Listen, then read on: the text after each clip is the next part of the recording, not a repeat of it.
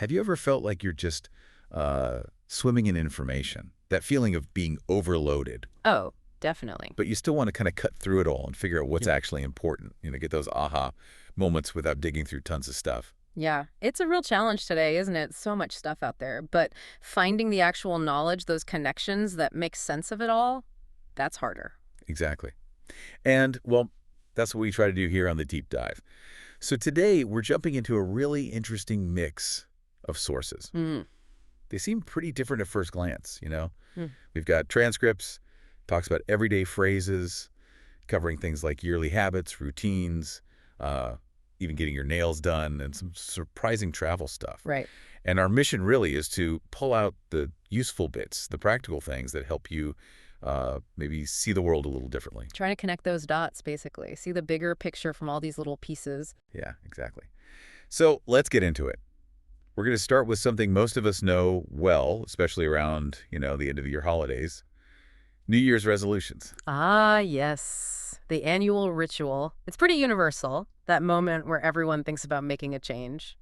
And what's really interesting, something the sources highlight, is that the number one resolution is often about spending more time with friends and family, Yeah, it pops up again and again. which feels really important, doesn't it? Yeah. At a core. But what do the sources say about why that specific one comes up so much, especially with how we live now? Well, there's a bit of irony there, apparently. The sources point out that it's funny because society is generally always on the go. Always busy. Right. Driven by this need to work hard, often to provide, goods and services for the family. Okay. But the implication is that maybe some of those goods and services aren't strictly necessary. So there's this tension between wanting connection and the pressure to, well, acquire things. That makes sense. That tension feels real. And, we all know how it usually goes, those resolutions. Yeah.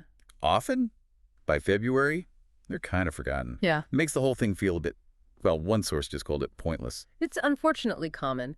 But the phrase itself, New Year's resolution, is interesting. It's defined as a fresh start, Right. a promise to yourself to do something different or change something. And that verb, to resolve, it's got weight. How so? It means you promise yourself with real conviction. It's not quite the same as just solving a problem. It's more about a firm internal commitment. Okay, so it's a deeper decision. And if you don't manage to stick to it, Mm-hmm. your goals might end up just gathering dust. I like that phrase, gathering dust. It really paints a picture, doesn't it? Like that gym bag in the corner. Or the brand new running shoes. Yeah, it perfectly captures that feeling of something neglected, forgotten plans. And you mentioned being on the go. That phrase seems key here. It's more than just work, right? Oh, yeah. It's a constant state of motion, of busyness. Like eating while driving. Yeah. The sources mention that as maybe a strange habit in some places, like America. Right. People just have so much packed in school, activities, work, that sometimes there isn't even time to sit down properly for a meal. Always rushing. Just so much stuff to do, as they put it. And that constant motion, that pressure, definitely makes it harder to keep those resolutions, like finding more family time. Absolutely. Which brings us back to sticking to something. Yeah, to stick to it. It sounds like glue or tape. Exactly. It means keep going, don't give up. People say it for encouragement, right? Stick to it. Right, don't give up. It's all about perseverance, which you need for pretty much any goal, resolution, or otherwise. Okay, so from these personal promises we make, let's shift gears a bit. Let's talk about another big annual tradition, one that really changes how our homes look. The Christmas tree. Ah, the Christmas tree. Yes. That central symbol of the holidays. Whether it's real or, plastic. Right. Usually green, kind of triangular. You put lights and ornaments on it, presents underneath. Classic. And the sources mention the pine tree specifically. What's special about the pine, besides being common for this? Well, technically, it has needles, not leaves. That gives it a distinct look and feel. But the big thing is the smell. Oh, right. The pine smell. Yeah, it's so distinctive, so Christmassy, that companies actually put that scent into cleaning products to make your house smell fresh and festive. Huh, true. And bringing that tree home, that always leads to the big question, will it fit? Oh, yes. The eternal question. Year for other big things too, right? Like a new sofa or a giant TV. Will it actually fit in the room? That moment of slight panic. It's that practical check. Does this physically go where I want it to go? Once it's in, though, then you get to decorate the tree or, decorate the house. making things look pretty special. Exactly. And you use Christmas ornaments, those little decorations. Families often have special ones collected over years, right? Full of memories. Totally. And then there are the stockings, Right, the big socks, usually hung on the chimney. which is the tunnel for the fireplace smoke, Hmm. where Santa supposedly comes down. That's the one. And you fill the stockings with candy, little toys, things like that. It's actually pretty amazing how much time and, frankly, money people put into decorating, inside and outside the house. Oh, it can be huge. Big light displays, glowing reindeer on the lawn.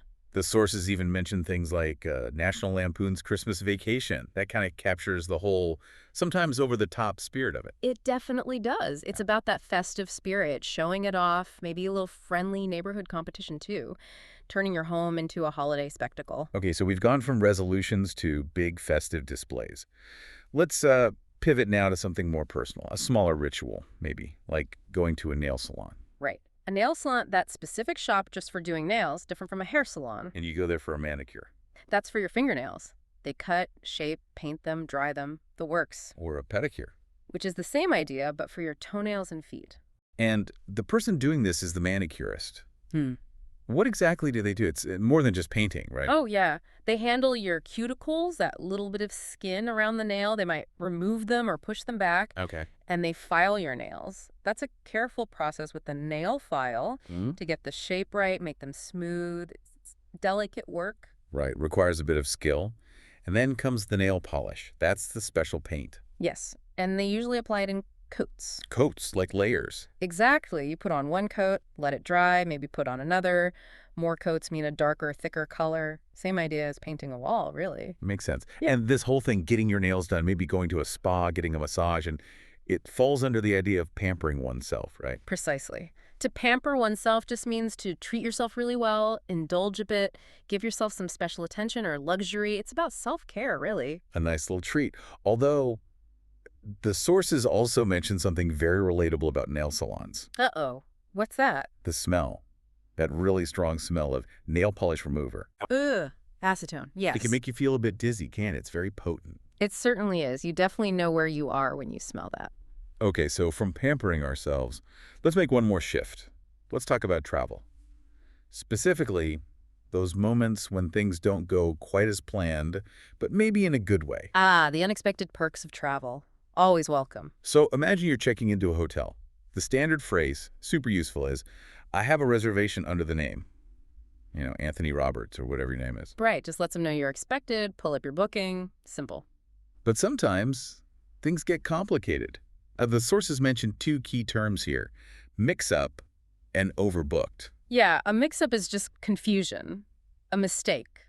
Like maybe they booked you for the wrong dates or... Or your bags end up in the wrong city. Exactly. Or that funny, if slightly terrifying, example from the source about getting the wrong baby. Wow. Okay, I'm hopefully not that. And overbooked. That's when the hotel, or maybe an airline, has sold more rooms or seats than they actually have. They're more than full. And why would they do that? Well, they usually expect a certain number of cancellations or no-shows. Sometimes they guess wrong. Okay, so these situations, a mix-up, being overbooked, they can actually lead to something good for the traveler. They often do. This is where you might hear the magic words. Complimentary upgrade? Meaty. Meaning you get something better than you paid for free.